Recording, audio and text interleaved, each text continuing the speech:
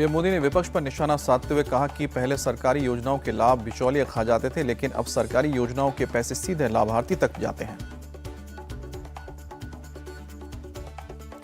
करोड़ों छोटे किसानों को पीएम किसान सम्मान निधि मिल रही है और कोई बिचौलिया नहीं, कोई फर्जी लाभार्थी नहीं। सहकारिता के साथ राजस्थान में अमित शाह ने जनसभा में कहा कि सहकारिता के साथ युवाओं को जोड़ेंगे और गरीबों की इकोनॉमिक समृद्धि करने का प्रयास करेंगे।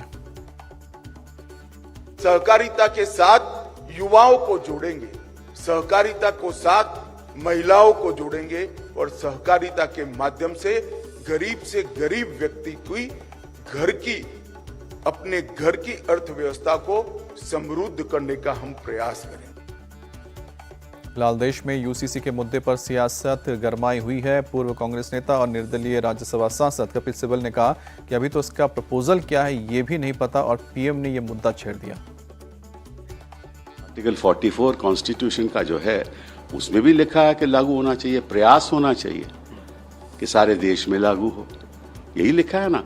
बट क्या लागू हो, कौन सी चीज हो लागू हो, एक रूपता किस चीज पे हो, ये तो ना प्रधानमंत्री जी बताते हैं, शायद उनको बताया नहीं हुआ होगा कि किस चीज की बात हो रही है। तो उन्होंने अपने भाषण दे दिया और सारा देश उस पर बहस कर रहा है। हमें ये नहीं मालूम कि प्रपोजल क्या है।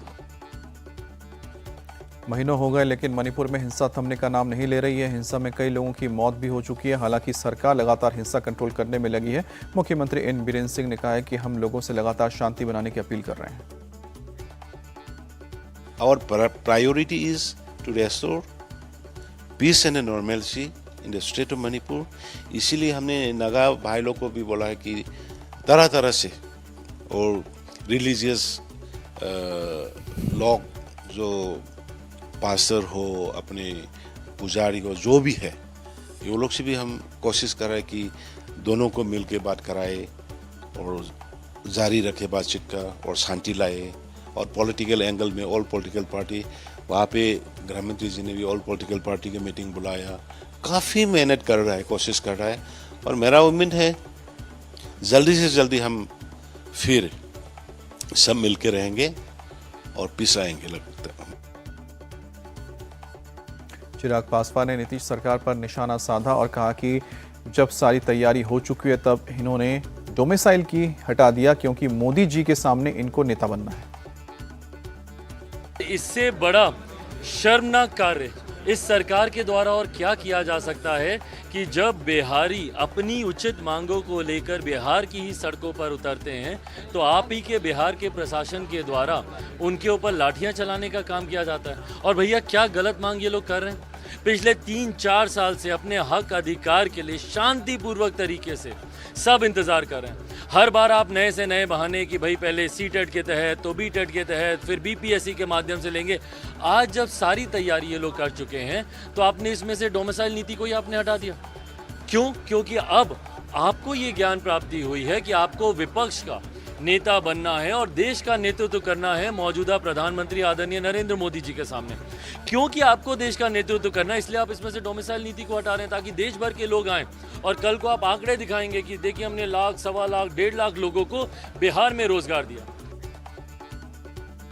कांग्रेस नेता अखिलेश प्रताप सिंह ने भी यूसीसी पर सरकार से सवाल पूछा और कहा कि पहले ड्राफ्ट के बारे में बताए सरकार, उसके बाद माहौल बनाए।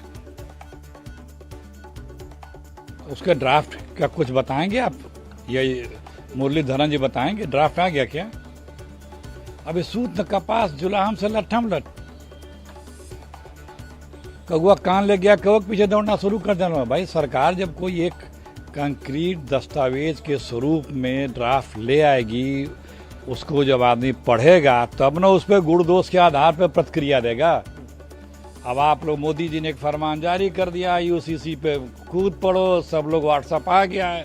अब व्हाट्सअप लेकर के दौड़े पड़े हैं मीडिया के भाई लोग, और कुछ लोग उसमें हैं घी तेल डालने वाले। अरे भाई यूसीसी का जब ड्राफ्ट बनेगा तब तो उस पर बात होगी कि इसमें क्या कमी है क्या खराबी है। अभी ड्राफ्ट अभी नहीं किया, अब बता रहे हो कि बहस हो रही है। मध्य प्रदेश में पीएम मोदी ने कांग्रेस पर निशाना साधते हुए कहा कि झूठी गारंटी देने वालों के धोखे के खेल को भांप लीजिए। आपको झूठी गारंटी देने वालों से भी सावधान रहना है और जिन लोगों की अपनी कोई गारंटी नहीं है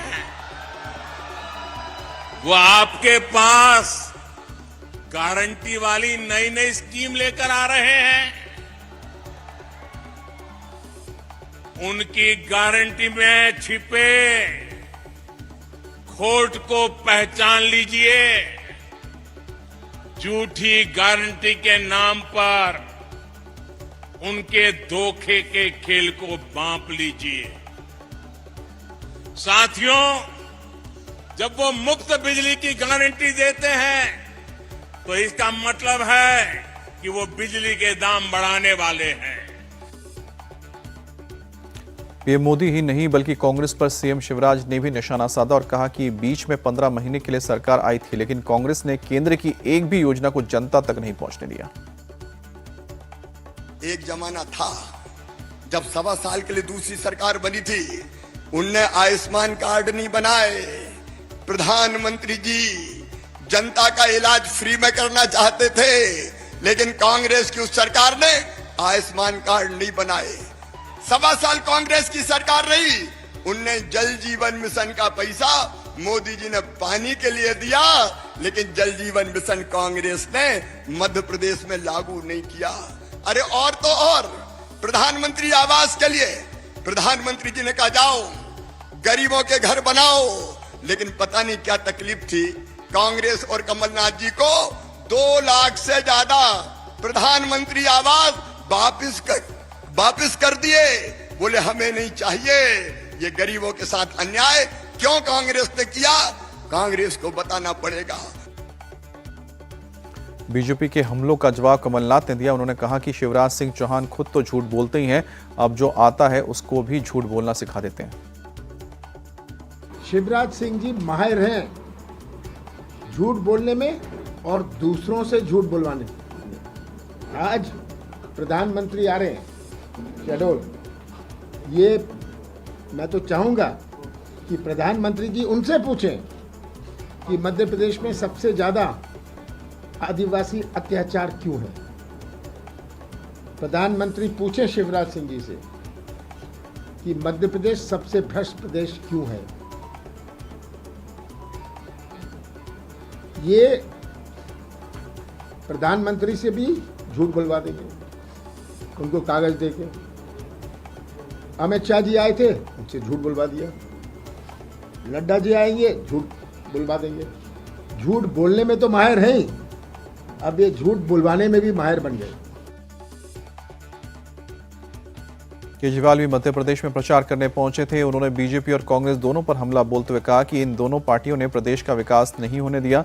शिवराज सिंह चौहान की वजह से एमपी व्यापम घोटाले के नाम से जाना जाने लगा। यहां आ रहा था, किसी ने मुझसे पूछा सर कहां जा रहे हो, मैंने कहा मध्य प्रदेश जा रहा हूं।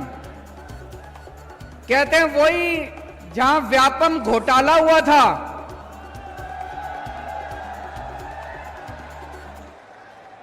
सोचो इन नेताओं ने, इन पार्टियों ने मध्य प्रदेश का क्या बदनाम कर दिया। एक मौका आप लोग आम आदमी पार्टी को देके देखो।